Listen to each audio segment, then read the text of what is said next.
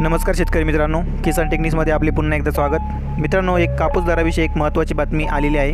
त्यावर एक छोटीशी रिक्वेस्ट करतो। व्हिडिओला सुरुवात करण्यापूर्वी तुम्ही जर चॅनलवर नवीन असाल तर चॅनलला सबस्क्राईब करा व सोबतच बेल आयकॉन प्रेस करा, जेणेकरून पुढील येणारे व्हिडिओचे अपडेट आपल्यापर्यंत पोहोचत राहतील। चला बघूया काय आहे ती बातमी।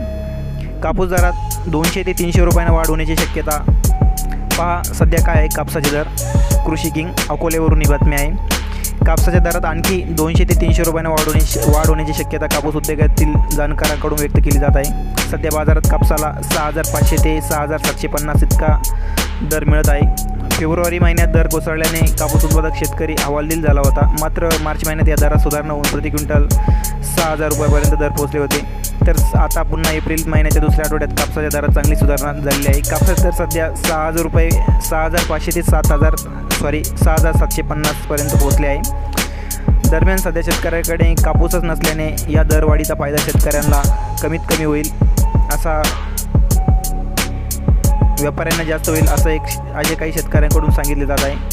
मित्रांनो, ही होती आजची बातमी। व्हिडिओ आवडला तर लाईक नक्कीच करा आणि तुम्ही जर चॅनलवर नवीन असाल तर चॅनलला सबस्क्राईब करायला विसरू नका आणि ही बातमी आपल्या कापूस शेतकरी मित्रांपर्यंत पोहोचवा, शेअर करा। धन्यवाद। चला भेटूया पुढील व्हिडिओमध्ये।